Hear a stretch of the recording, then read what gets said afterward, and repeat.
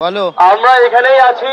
আর একটা বিষয় বলি, এতদিন পর্যন্ত যা ডেপুটেশন হয়েছে সেখানে একটা বিষয় তো প্রথম থেকে বলে এসছে যে আইনি পরামর্শ নেবে। আজকেও সেরকম একটা সুর উনি চড়িয়েছিলেন এবং দেখিয়েছিলেন। আমরা সেখানেই প্রোটেস্ট করেছি যে 1.5 বছর ধরে আমাদের যে ডিমান্ড, সে ডিমান্ড আমরা রেখেছি। আপনারা জানেন এই ডিমান্ডটা কিন্তু পুরোপুরিভাবে লিগালি আমরা ডিমান্ড করছি। আমাদের লয়াররা বলছে এটা দিলে খুব ভালো হবে এবং দেখো এখানে বসতে দেবে না, যে আপনারা যোগ্যদের লিস্ট দেবেন না। সেই জায়গায় দাঁড়িয়ে আপনারা যেটা বলছেন অযোগ্যদের পাশে আছেন। উনি নিজে বললেন সরকার হিসেবে যখন থাকি আমরা সবার কথা ভাবতে হয়।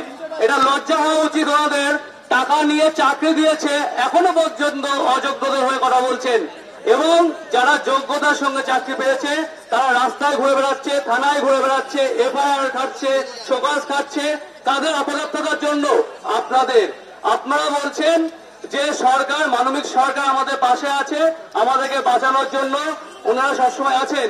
কিন্তু ওনাদের যে কার্যকলাপ সেটা একবারের জন্য সেটা এস্টাবলিশ হচ্ছে না বা আপনারা ঘুরিয়ে দিচ্ছেন। লাস্ট আমরা এটাই বলে এসেছি। আর একটা বিষয় বলি, চিফ সেক্রেটারি 10 মিনিট টাইম দিয়েছেন, এটাও একটা লজ্জার বিষয়। কারণ ওনাদের সময়ের মূল্য আছে আর আমরা বানের জলে ভেসে এসেছি। যারা টাকা দিয়ে চাকরি পেয়েছে তাদের ক্ষেত্রে তারা হচ্ছে তারা হচ্ছে আপন ছেলে। আমরা বানের জলে ভেসে এসেছি। আমরা খবর পাচ্ছি তাদের সঙ্গে দফায় দফায় মিটিং হচ্ছে এবং ওনারা বললেন লয়ারের সঙ্গে মিটিং হয়েছে, মানে সরকার পক্ষের লয়ারের সঙ্গে মিটিং হয়েছে। কিন্তু কোন যোগ্য শিক্ষক শিক্ষিকাদের লয়ারের সঙ্গে মিটিং হয়নি। তার মানে এটা এস্টাবলিশ হচ্ছে যে অযোগ্যদের লয়ারের সঙ্গে মিটিং হয়েছে এবং রিভিউ ড্রাফটের আগে হয়েছে। এটাও একটা কোশ্চেনের মার্ক ফেলছে এবং আমাদের দাবিতে আমরা অনার আছি। যতক্ষণ না সার্টিফাইড লিস্ট ওয়েবসাইটে আসছে ততক্ষণ আমরা এখান থেকে মুভ করছি না। তার পাশাপাশি এটাও বলে রাখি, এই যে অযোগ্য যোগ্য ব্যাপারটা যেটা আসছে সেটা ওনারা সকলেই জানেন, কিন্তু জেনেও না বোঝার যে ভানটা করছেন সেটাও কিন্তু ওনাদের মুখের সামনে তুলে ধরেছি। আর একটা বিষয় যেটা বারবার তুলে ধরতে চাইছেন, সরকার সাহায্য করতে চাইছে কিন্তু সরকার সাহায্য করতে চাইছে না, সেটাও কিন্তু তুলে ধরেছি। কারণ আমরা দেখেছি তাদের যে অ্যাক্টিভিটি গুলো একটাও আমাদের যোগ্যদের বাঁচানোর জন্য নয়। সেটা আমরা জোরালো দাবি রেখে এসেছি এবং আশা রাখছি আজকে রাতের মধ্যে লিস্ট পাবো।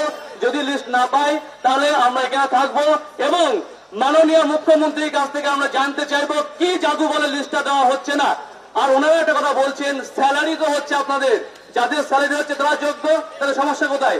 আমাদের কথা সেখান থেকে হয়েছে, যারা যোগ্য তাদের স্যালারি হচ্ছে, সেটা সার্টিফাইড লিস্ট দিতে সমস্যা কোথায়? প্রকাশ্যে আনতে সমস্যা কোথায়? ওএমআর পাবলিশ করতে সমস্যা কোথায়? এই কোশ্চেন গুলোর উত্তর ওরা দিতে পারেননি, ওনারা উঠে চলে গেছেন। সোজা ভাষায় বললে আমাদের সামনাসামনি উত্তর দিতে না পেরে ওনারা পালিয়ে গেছেন। ওনারা চোরের মতো করে পালিয়ে গেছেন এবং বলেছেন নাকি আজকে মিটিং হবে, মিটিং এর পরে আলটিমেট লিস্ট আসবে। আমরা ওয়েট করছি যতক্ষণ না লিস্ট পাচ্ছি।